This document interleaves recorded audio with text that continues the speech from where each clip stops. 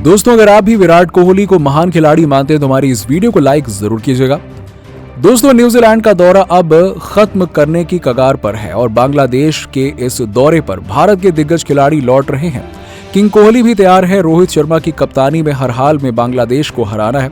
ऐसे में भारतीय टीम के हेड कोच राहुल द्रविड़ ने एक ऐसी प्लेइंग 11 तैयार की है जिसके सामने बांग्लादेश तो क्या, विश्व की बड़ी से बड़ी टीम भी नहीं टिक पाएगी। तो आखिरकार किसको दिखाया है द्रविड़ ने बाहर का रास्ता और किस देश की कराई है वापसी? क्या है हेड कोच राहुल द्रविड़ का मास्टर प्लान? सब कुछ बताएंगे। जानने के लिए वीडियो पूरा एंड तक जरूर देखिएगा। लेकिन उससे पहले आप सभी को क्या लगता है कि विराट कोहली, रोहित शर्मा और महेंद्र सिंह धोनी में बेहतर कप्तान कौन है? नीचे हमें कमेंट सेक्शन में जवाब जरूर दीजिएगा। दोस्तों, भारत और बांग्लादेश के बीच 4 दिसंबर से 3 मुकाबलों की वनडे सीरीज, 2 मुकाबलों की टेस्ट सीरीज शुरू होनी है और काफी समय बाद टीम इंडिया बांग्लादेश का दौरा करेगी। भले ही बांग्लादेश थोड़ी कमजोर टीम मानी जाती है, लेकिन सबको याद होगा कि महेंद्र सिंह धोनी की अगुवाई में कुछ सालों पहले बांग्लादेश गई थी टीम इंडिया, जहां पर उन्होंने किस तरीके से शर्मनाक शिकस्त दी थी और अब उसका बदला लेने का वक्त आ गया है। जी हां, हेड कोच राहुल द्रविड़ ने अभी से बांग्लादेश को रौंदने के लिए अभी से तैयारी करनी शुरू कर दी है। और आपको बता दें कि न्यूजीलैंड दौरे पर टीम इंडिया के सभी सीनियर खिलाड़ियों को आराम दिया गया था, लेकिन अब सबकी वापसी हो चुकी है। Head coach Rahul Dravid T20 world cup के बुरे सपने को भुलाकर अब एक बार फिर से नई शुरुआत करना चाहते हैं। और आपको बता दें कि वनडे विश्व कप 2023 में ही भारत में होगा और अपनी सरजमी पर जीत हासिल करने के लिए वो अभी से तैयारियों में जुट गए हैं, जहां पर उन्होंने बांग्लादेश के खिलाफ कोई भी कॉम्प्रोमाइज ना करते हुए एक बेहतरीन खतरनाक प्लेइंग 11 तैयार की है। अपनी टीम में उन्होंने ऐसे खिलाड़ियों को मौका दिया है जिसका नाम सुनते ही बांग्लादेश कांप जाएगा। वनडे में द्रविड़ ने सबको हैरान करते हुए ओपनिंग की जिम्मेदारी कप्तान रोहित और शिखर धवन के कंधों पर रखी है। जी हां, बिल्कुल सही सुना आपने। हमेशा की तरह रोहित के साथ राहुल ओपनिंग किया करते थे, लेकिन अब एक बार फिर से वो अपने सबसे सीनियर खिलाड़ियों पर भरोसा दिखाया है। प्रशंसकों को काफी समय बाद धवन और रोहित की जोड़ी मैदान पर देखने को मिलेगी, जो बांग्लादेशी गेंदबाजों की धज्जियां उड़ाते हुए नजर आएंगे। इसके बाद नंबर 3 पर किंग कोहली वापसी कर रहे हैं। काफी समय बाद विराट वनडे में बल्ले से धावा बोलेंगे। दरन मशीन के नाम से मशहूर विराट वनडे में भी शतक लगाना चाहेंगे। सचिन तेंदुलकर के 100 शतकों का रिकॉर्ड तोड़ने के लिए वो बांग्लादेश के खिलाफ पहले वनडे तो क्या, तीनों ही मुकाबले में शतक जड़ना चाहेंगे। वहीं 2023 वर्ल्ड कप के लिए वो अभी से तैयारियों में जुट गए हैं और इस बार टीम इंडिया कोई कसर नहीं छोड़ना चाहेगी और विराट विश्व कप के लिए पूरी ताकत लगा देंगे और बांग्लादेश के खिलाफ वो शतक लगाकर वनडे में विराट एक बार फिर से अपने बल्ले से चमत्कार करते हुए दिखाई दे सकते हैं। इसके अलावा द्रविड़ ने नंबर 4 पर सूर्य कुमार यादव को मौका दिया है, जहां पर T20 के बादशाह सूर्या वनडे में भी अपने बल्ले का जलवा दिखाना चाहेंगे। जब तक उन्होंने वनडे में कुछ खास प्रदर्शन नहीं किया, लेकिन बांग्लादेश के खिलाफ वो जरूर अपनी बल्लेबाजी से विरोधी टीम को ध्वस्त करते हुए दिखाई दे सकते हैं। अनोखे शॉट खेलने के लिए मशहूर सूर्य कुमार यादव बांग्लादेश के खिलाफ पहले वनडे में ही शतक लगाकर इस बात का ऐलान करना चाहेंगे कि वो केवल T20 के बादशाह नहीं है, बल्कि वनडे में भी वो बेहतरीन खिलाड़ी हैं। सूर्या के अलावा नंबर 5 पर श्रेयस अय्यर नजर आएंगे, जिन्होंने इस बात को साबित कर दिया कि वो वनडे के बेहतरीन खिलाड़ी हैं। लगभग 50 की औसत से रन बनाते हुए उन्होंने वनडे में बेहतरीन कारनामे किए हैं। न्यूजीलैंड की सरजमी पर लगातार 4 लगा दिए थे और अब बारी है बांग्लादेश की, जिसके खिलाफ वो अपने बल्ले की ताकत दिखाएंगे। विकेटकीपर की भूमिका में एक बार फिर से ऋषभ पंत नजर आएंगे। जी हां, एक बार फिर से द्रविड़ ने पंत को मौका दिया है। बांग्लादेश के खिलाफ हर हाल में अपनी फॉर्म में वापसी करना चाहेंगे, जिससे 2023 के वर्ल्ड कप में टीम में जगह बनी रहे।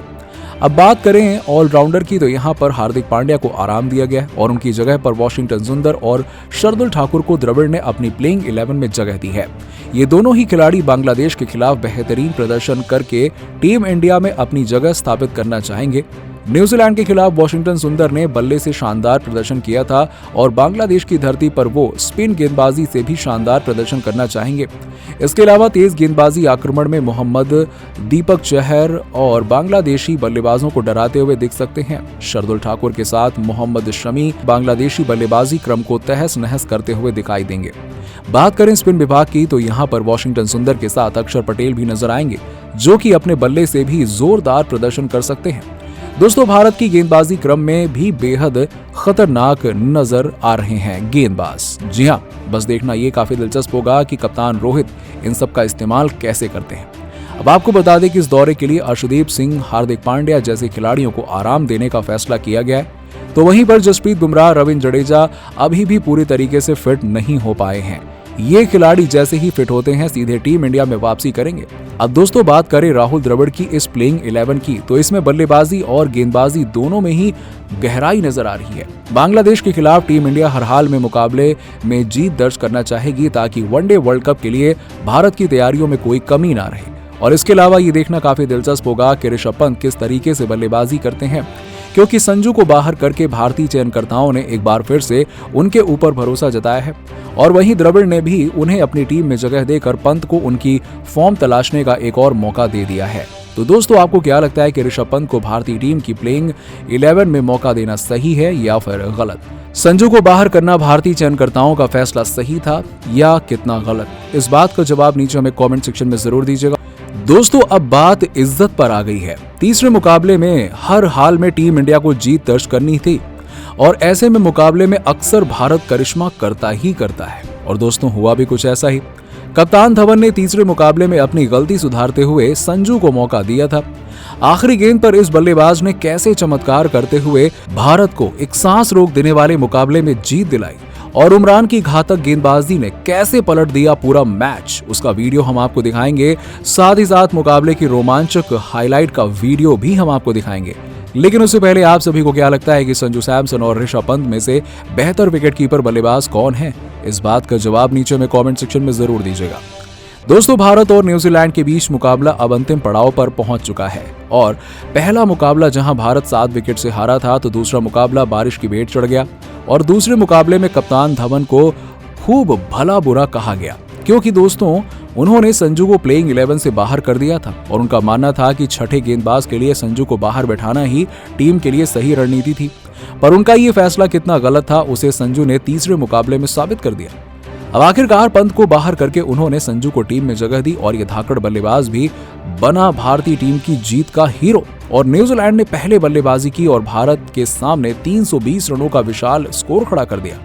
भारत के सभी गेंदबाज लगभग काफी महंगे साबित हुए, लेकिन एक गेंदबाज चमका और वो थे उमरान मलिक। जी हाँ, सभी गेंदबाजों की जमकर धुनाई हो रही थी, तो वहीं पर उमरान ने अपनी रफ्तार से एक नहीं, दो नहीं, कुल 5 बल्लेबाजों को शिकार बनाया और वनडे करियर के अपने दूसरे मैच में उमरान ने पंजा खोला और इतिहास रच दिया।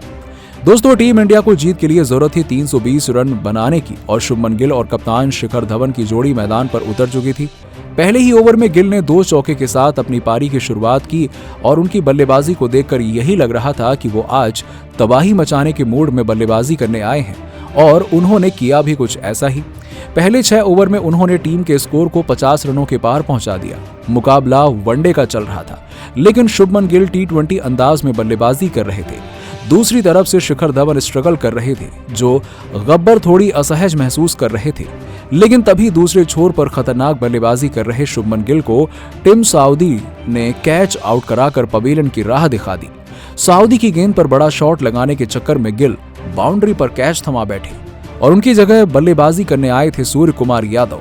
शिखर धवन के साथ मिलकर सूर्या ने भारतीय पारी को आगे बढ़ाने की जिम्मेदारी अपने कंधों पर ली, लेकिन दोनों ही बल्लेबाजों ने टीम इंडिया को देखते देखते 100 रनों के पार पहुंचा दिया और भारत एक अच्छी स्थिति में लग रहा था। लेकिन तभी एक और झटका लगता है और सूर्य कुमार यादव भी 115 के स्कोर पर पवेलियन लौट गए। और आपको बता दें कि सूर्या ने 38 रनों की पारी खेली थी और उनके जाने के बाद मैदान पर एंट्री होती है भारत के उप कप्तान ऋषभ पंत की। और अब कप्तान और उप कप्तान की जोड़ी मैदान पर थी और दोनों ने मोर्चा संभाला और न्यूजीलैंड के गेंदबाजों की धज्जियां उड़ानी शुरू कर दी।